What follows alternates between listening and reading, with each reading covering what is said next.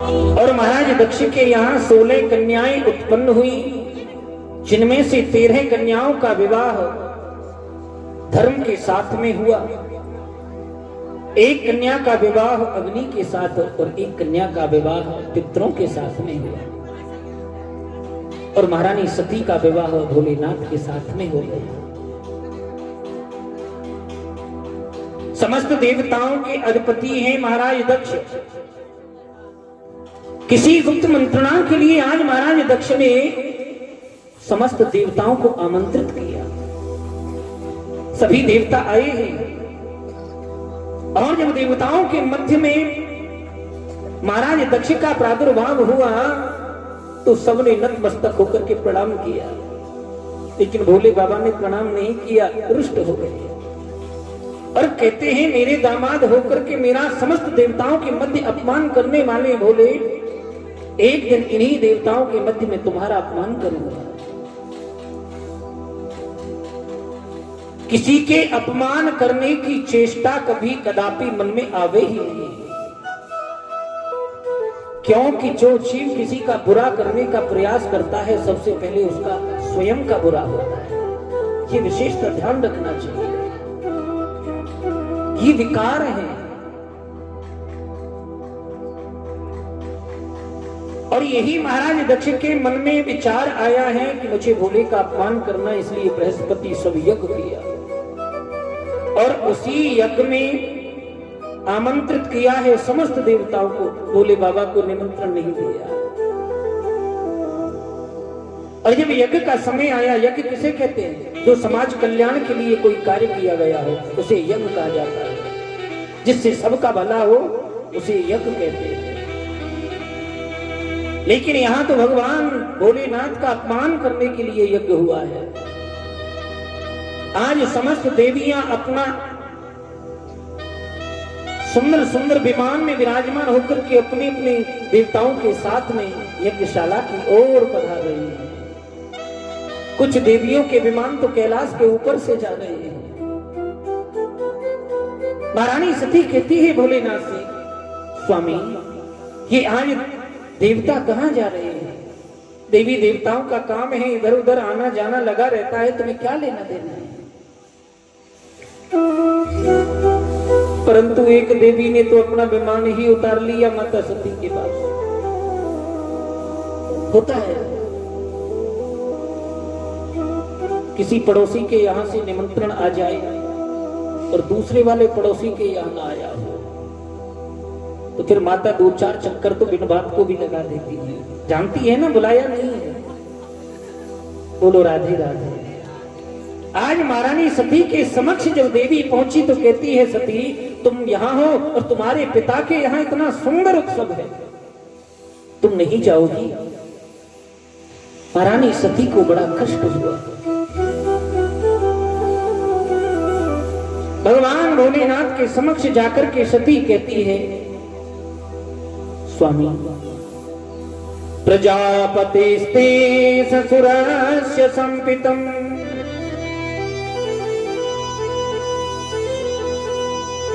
निर्यापितो यज्ञमहोत्सव खिला वयं च तत्राहि सराम वामते यद्यहत्रतामि विविधा व्रजन्ति। भोलेनाथ आपके ससुर के यहाँ, ये नहीं कहा मेरे पिता के यहाँ। स्वामी आपके ससुर के यहाँ पर इतना सुंदर यज्ञ महोत्सव है, आप नहीं जाओगे? भोलेनाथ कहते हैं, जानते हैं देवी, मालूम है, लेकिन तुम्हारे पिता ने हमें निमंत्रण नहीं दिया, हमें बुलाया नहीं है, आमंत्रित नहीं किया है, तो जाना उचित नहीं बनता है। क्योंकि बिना बुलाए जाना अपमान है। देखत ही हर से नहीं नैनन नहीं स्नेह तुलसी वहां न जाइए चाहे कंचन वर्षों में। ये तो आने वाले जब घर पर आता है तो सामने वाले का हाव भाव बता देता है ये हमें देख करके कितना प्रसन्न हुआ है। और जहां प्रसन्नता ना हो तो वहां जाना बेकार है। तुम्हारे पिता ने हमें बुलाया नहीं, कोई बात नहीं है, भूल गए होंगे, आखिर ससुर है आपके, मेरे पिता है वो। बार बार विनती कर रही है सती महारानी, और भगवान शिव महारानी सती को समझाने में लगे हैं, देखो देवी, बिना निमंत्रण के आदर सत्कार नहीं होता है। सती महारानी कहती है तो कोई बात नहीं, आपको अपना अपमान लगता है तो मेरे वो पिता है, मुझे भेज दो। मैंने तो ऐसा ही सुना है, स्वामी के पिता के यहाँ बेटी बिना बुलाए भी चली जाए, बिना निमंत्रण के, तो कोई पाप नहीं है। भोलेनाथ कह रहे हैं सती पाप तो नहीं है, लेकिन पिता के यहाँ उत्सव नहीं होना चाहिए। ऐसे समय पर यदि बेटी पिता गृह जाती है तो कोई पाप नहीं है, लेकिन आपके पिता के यहाँ तो यज्ञ है।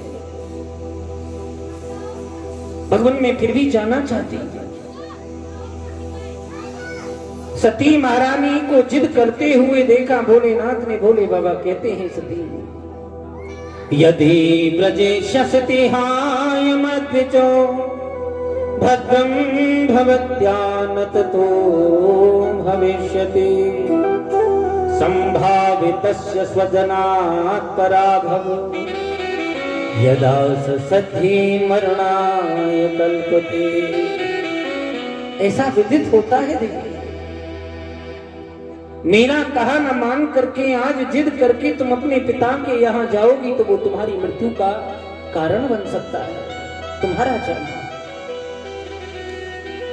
सती ने जिद की तो आज रुद्र गणों के साथ में परीक्षित सती महारानी सुंदर दिव्य विमान में विराजमान होकर के महाराज दक्ष के यज्ञ की ओर जा रही है। दक्ष भवन जब गई भवन में, पर कोई बोला नहीं सती से, सबने मुख फेर लिया। सती यज्ञशाला का निरीक्षण करना चाहती है कि मेरे स्वामी को केवल बुलाया ही नहीं है या आसन भी नहीं दिया, ये जानना चाहती है सती। संपूर्ण यज्ञशाला का भ्रमण करते हुए, निरीक्षण करते हुए सती को कहीं भी भोलेनाथ का आसन नहीं मिला। रुष्ट हो गई और इतना क्रोध उत्पन्न हो गया सती के अंदर। कहती है महाराज दक्ष, तुम्हें अधिपति होने का, राजा होने का इतना अभिमान हो गया है कि मेरे स्वामी का अपमान किया। तो मैं भी वचन देती हूं तुम्हारे इस यज्ञ को पूर्ण नहीं होने दूंगी। और परीक्षित देखते ही देखते सती महारानी के पंच भौतिक शरीर में अग्नि प्रकट हो गई। जाते जाते प्राणों का त्याग करते हुए सती महारानी चरणों का ध्यान कर रही है। भोलेनाथ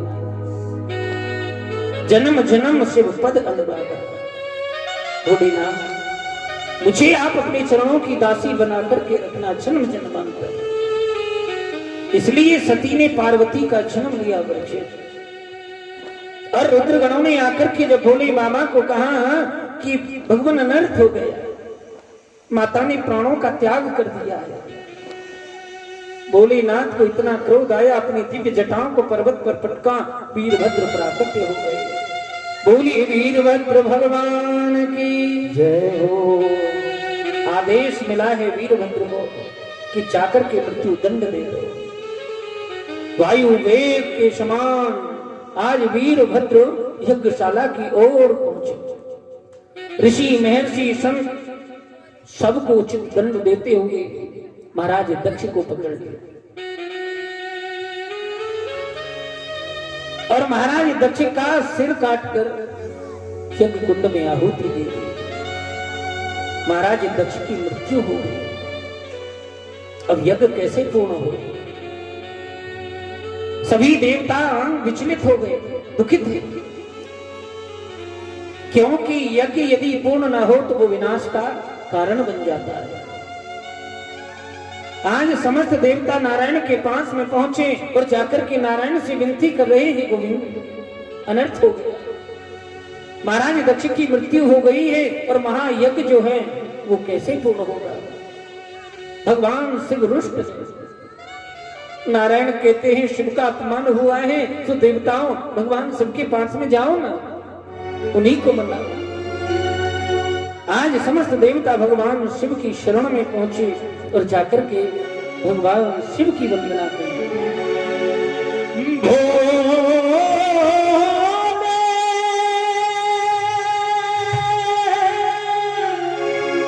भोले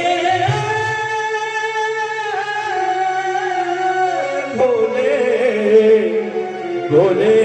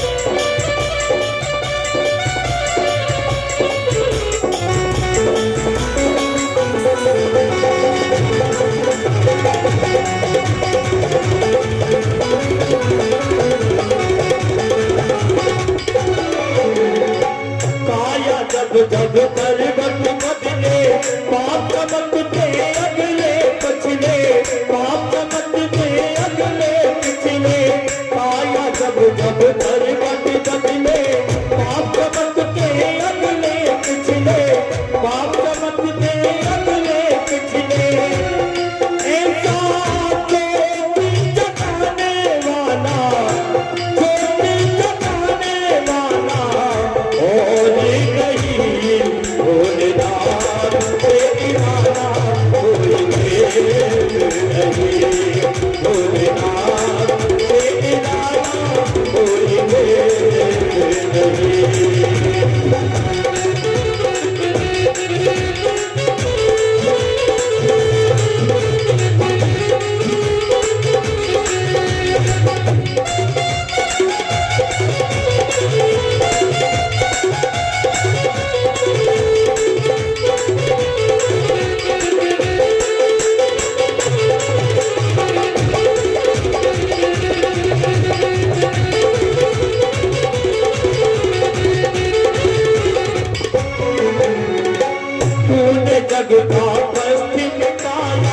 मुझको स्वामी क्यों बिसराया, मुझको स्वामी क्यों बिसराया, तूने जग का कष्ट मिटाया, मुझको स्वामी क्यों बिसराया, मुझको स्वामी क्यों बिसराया, अब तो मुझको बचाने वाला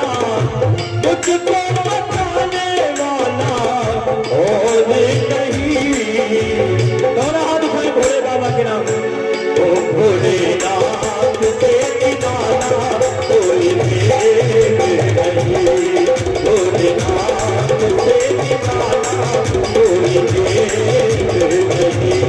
सबकी बिगड़ी बनाने वाला, बिगड़ी बनाने वाला और नहीं, भोलेनाथ भोलेनाथ भोलेनाथ से निराला कोई देव नहीं, भोलेनाथ से निराला कोई देव नहीं। वो भक्ति बिगड़ी बनाने वाला, नाच बताने वाला होने नहीं, भोलेनाथ से निराला कोई देव नहीं, भोलेनाथ से निराला कोई देव नहीं। बोले भक्त वत्सल भगवान की जय हो। भगवान शिव को मनाया तो भोलेनाथ है ना, प्रसन्न हो गए। अरे भोले बाबा कहते हैं क्या चाहते हो देवता? मैं किसी के गुण अवगुण नहीं देखता। नाघम ब्रजेषु बालानां वर्णयेनानुचिन्तये देव माया विभूतानां दंडस्तत्र धृतो मया। मैं किसी के गुण अवगुण नहीं देखता, मैं तो जीव का जैसा कर्म होता है वैसा फल देखता। राजा दक्ष ने निंदनीय कर्म किया तो उसका उसे फल मिल गया। महाराज यज्ञ पूर्ण कैसे हो? बोले ना,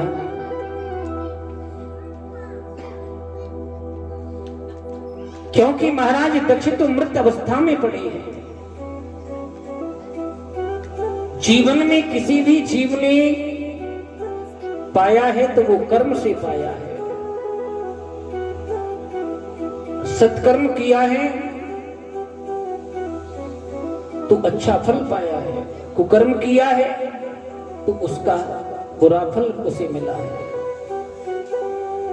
क्योंकि कोई भी किसी को सुख दुख नहीं देता। ये तो हमारी मन की मान्यता है, उसके कारण ये हुआ, इसके कारण वो हुआ। कहू ना कहू सुख दुख कर दाता, निज कृति कर्म भोग सब।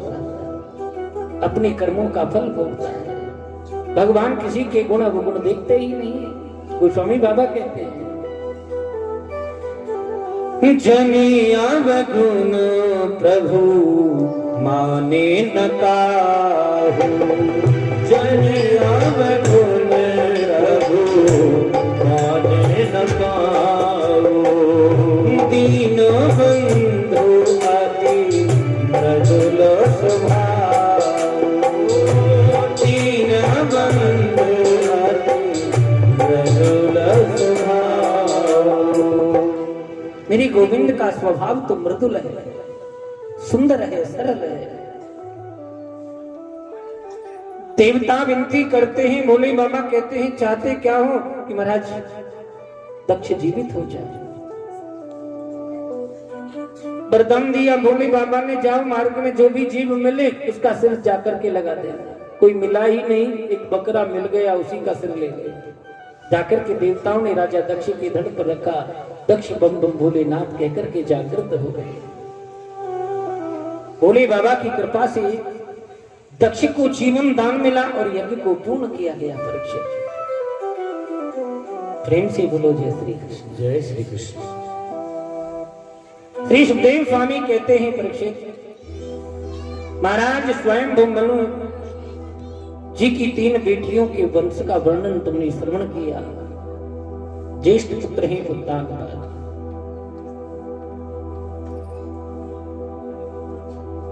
महाराज बड़े ही सरल हैं, सुशील राजा हैं।